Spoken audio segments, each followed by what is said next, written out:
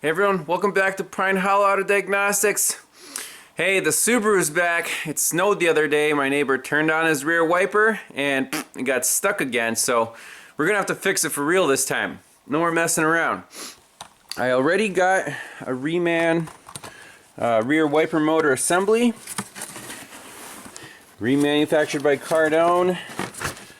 Well, there it is. Before popping this thing in, I want to get some readings off of the old wiper motor to see what exactly is failing in here. Is it the windings? Is it the little brushes?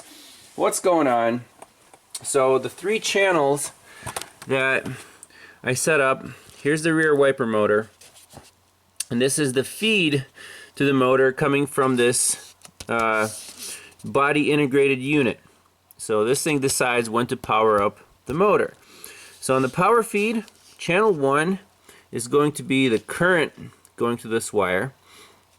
Channel 2, I want to measure the voltage on the ground wire just to make sure we don't have a failing ground here. And then channel 3 is voltage on that feed wire. I want to make sure we have a good feed voltage coming from this body integrated unit. You'll notice these bolts here have like black, it almost looks like it's burned or something, like the current was trying to ground itself out through these bushings. I don't know. That's why I'm doing this test, and we'll do the same test with the new motor once we get it installed. So what I'm going to do is set you up here so you can watch the scope, turn the wiper on, and help it, because right now it's really weak. I'm going to help it with my hand, and we'll see what happens on our scope. Oh, and by the way, for the scope ground, I have it hooked to the battery because that's the only thing I really trust. This power probe extension lead, I use it all the time just to prevent bad readings. So let's turn on the wiper motor and see what happens to our readings. Alright, here we go. Wiper motor's off. I'll spray some washer fluid on there. And I think this is the longest time base we can have on here. Oh, we can go 10 seconds. Let's see the live reading. Let's do that again.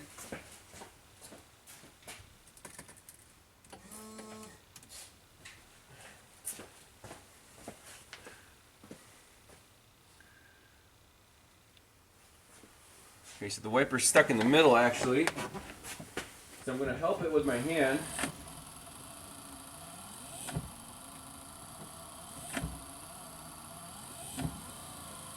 And if I really help it with my hand,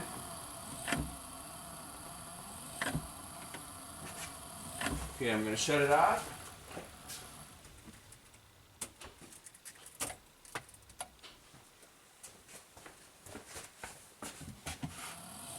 And now it's in the park position.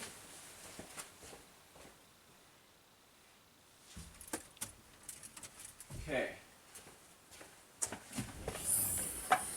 Let's stop the scope. Zoom out.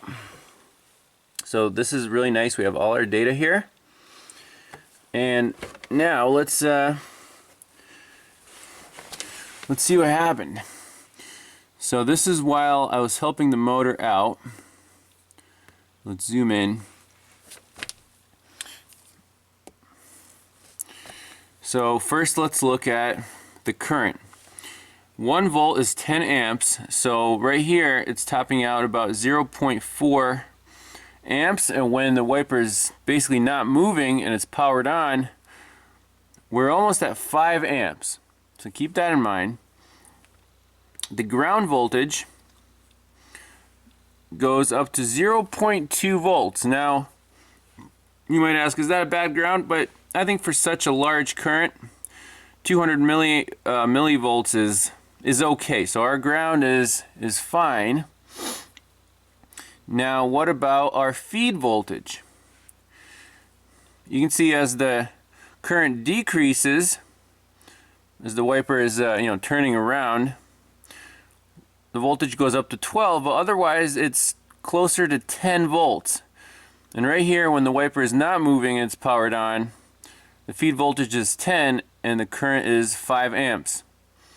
And the ground voltage is obviously a little elevated. It's at 0.2 volts. This is when the system's really stressed out and the wiper can't move. So we'll save this, install the new wiper motor, and see how electrically it behaves differently. Alright, so first, obviously you take the wiper arm off. There's this little cap here. Maybe I should read the instructions, right? Who needs instructions? But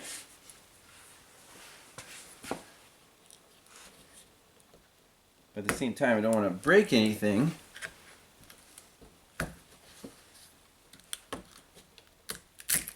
Alright, so very crusty.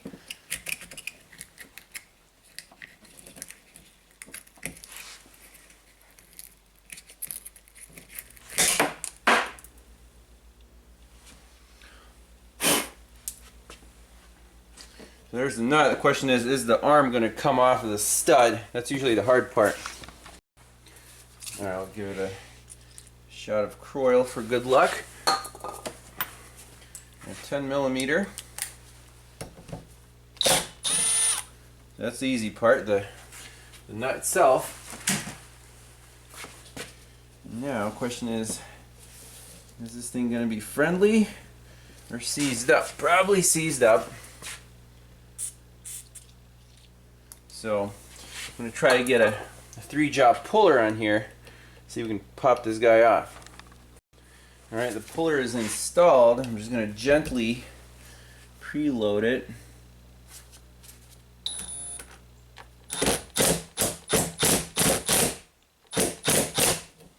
Sweet. Got it. Alright.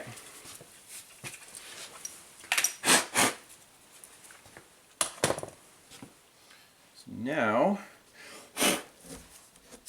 we'll work from the inside and get this whole assembly out of the windshield or the rear window. Alright, we're working from the back side. There's a little clip here and you get that connector off, and I think it's just 3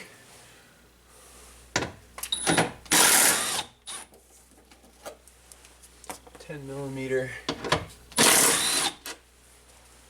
bolts.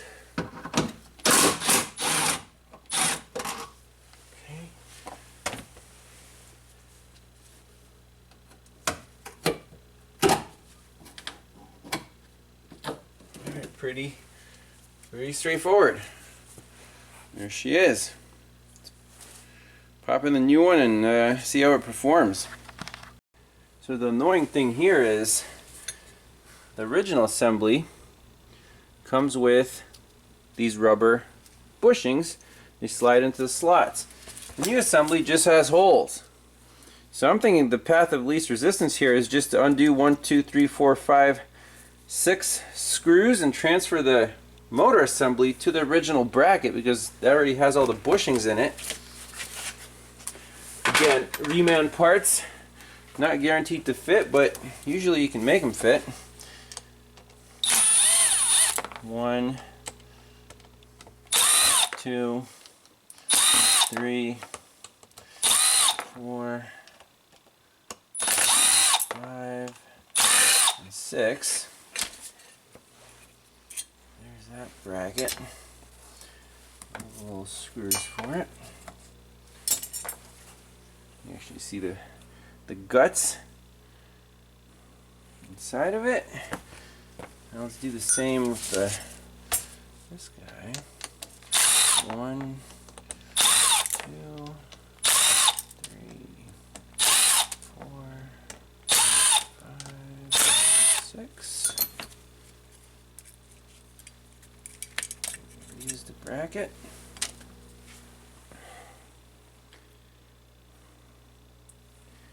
This looks very similar.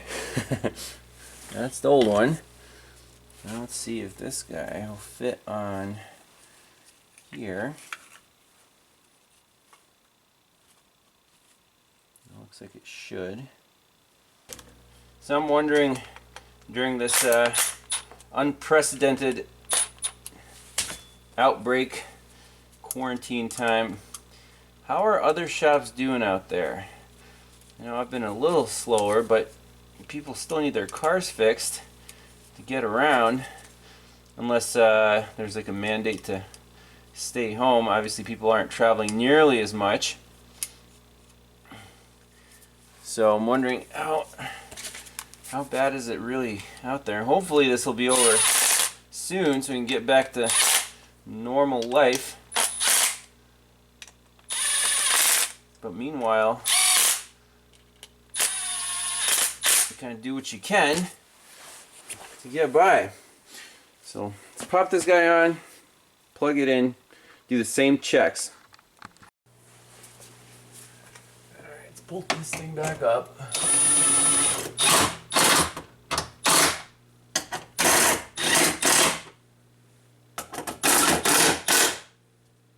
Okay, now plug in our connector. Fits nicely. So obviously for a proper test we need to reinstall the physical load, which is the wiper blade.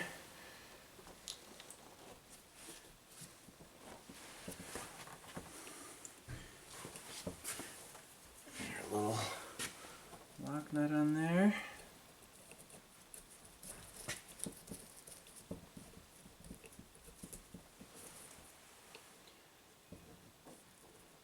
I think that's its happy spot.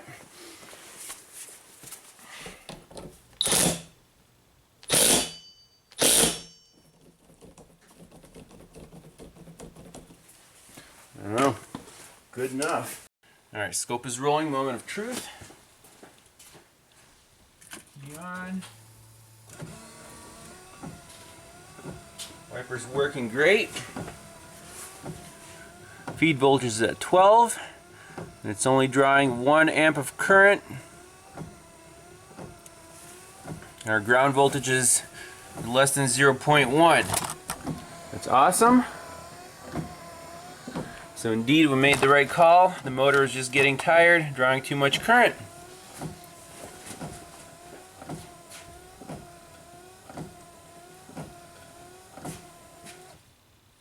We'll try intermittent speed.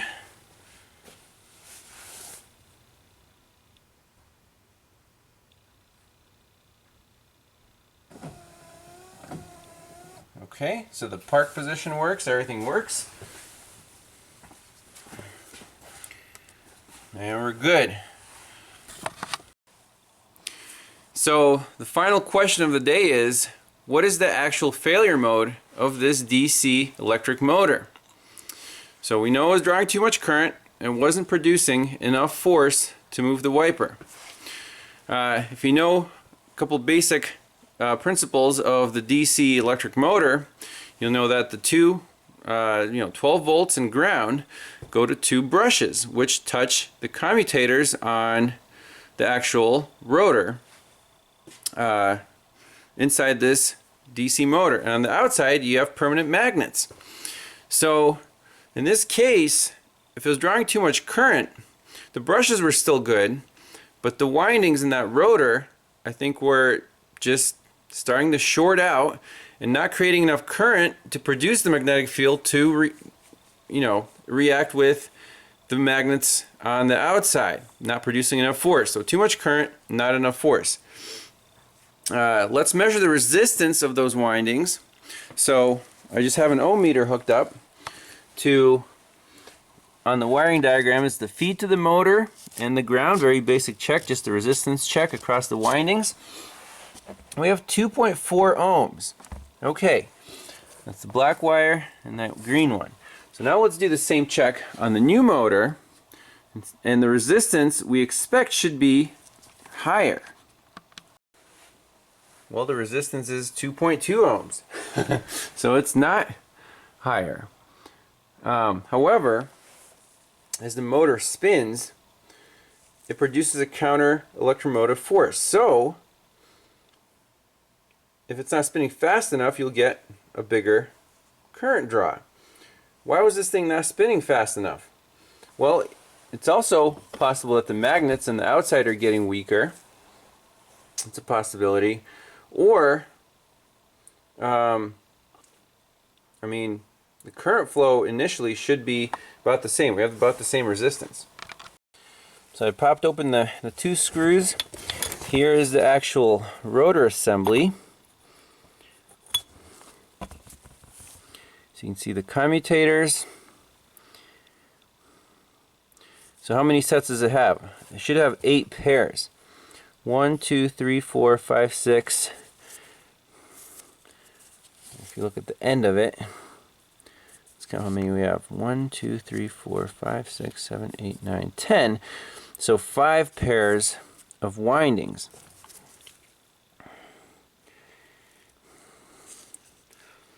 This thing was drawing too much current. If we measure the resistance across each pair of commutators, let's see what that is. So I think we're overlooking something obvious here. So what can cause that DC motor to draw too much current? Shorted windings, yes. However, what about too much mechanical load? We didn't think about what else could be slowing this wiper down. Well, check this out. That's what's slowing it down. That shaft is seizing in this bushing. That's the problem. Nothing wrong with the actual motor, surprisingly, not burned out. But this shaft is supposed to spin freely. And it's really seizing up. That's the problem. Nothing wrong with the actual windings or the electrical part of the motor. So they did a good job, didn't burn up.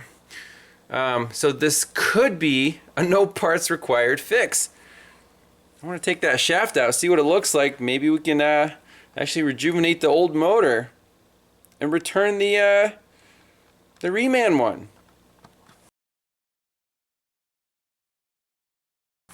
Just to show you guys, the housing on the gear is supposed to be super smooth.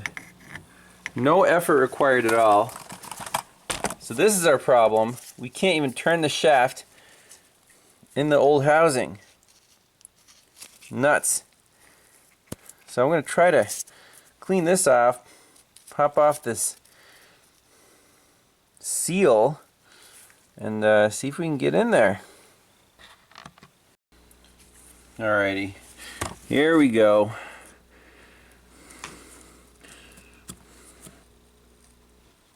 I'll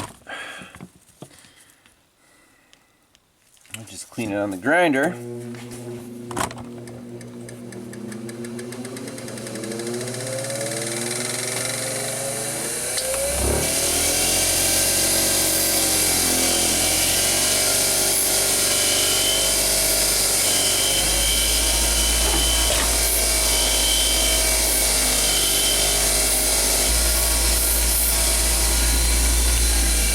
My question is, how does it come out of here? Is it a bearing that's messed up, or I mean, it might not be rebuildable per se.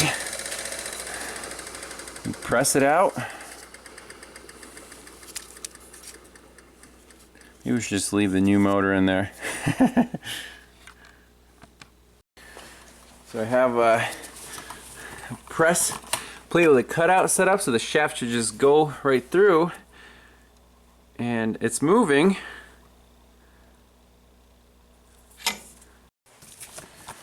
All right, here we go.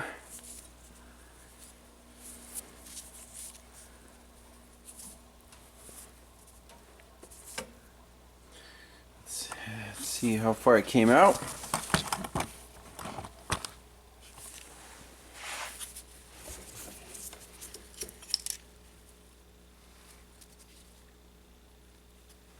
The shaft came out.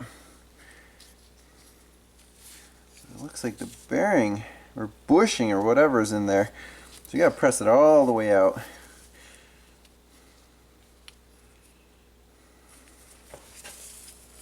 It's probably the aluminum housing just squeezing the shaft tight. So I got the shaft out, and there's nothing fancy here at all. I think it's just a steel shaft going through an aluminum housing. I don't see any other inserts or bushings or anything. So this little rubber seal is supposed to keep moisture out. This is the only thing preventing water from getting into this shaft area. And obviously the rust got to it and wah. So you know what? We're just going to grease this thing up, put everything back together and reinstall it, and I think it should be as good as new.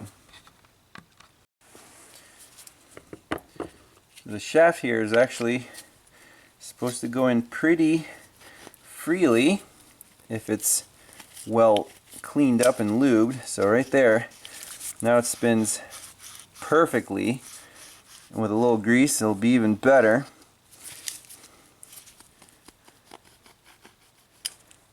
So the only thing really holding it back from entering very easily, maybe just a little rust pits on the end here, but I think we're in pretty good shape.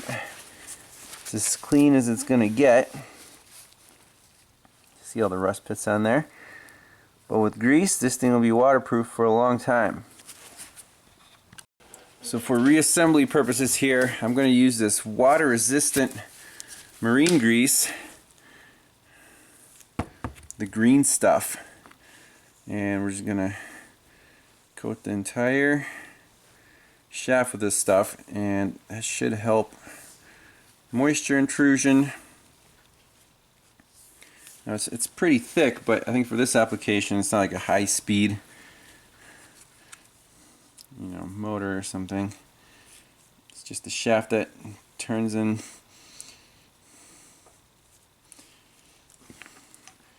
a housing.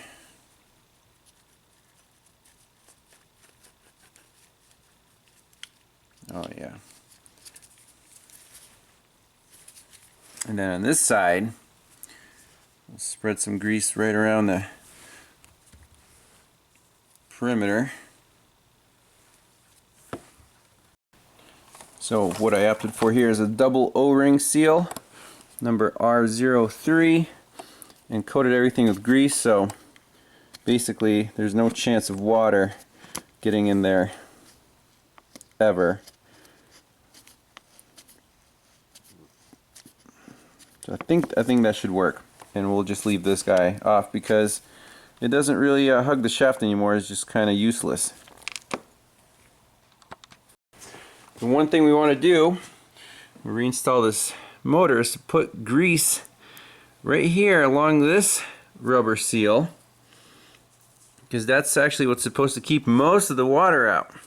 And again, the rubber gets a little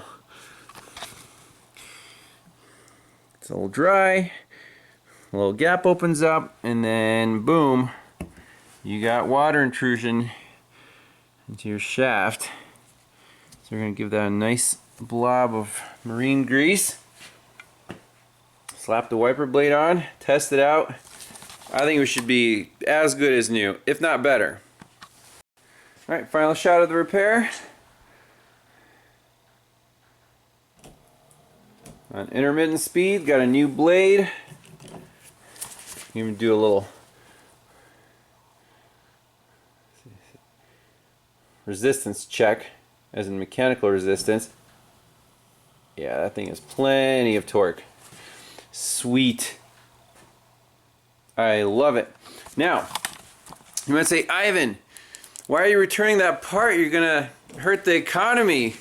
You gotta buy stuff right now to stimulate it. But you know what?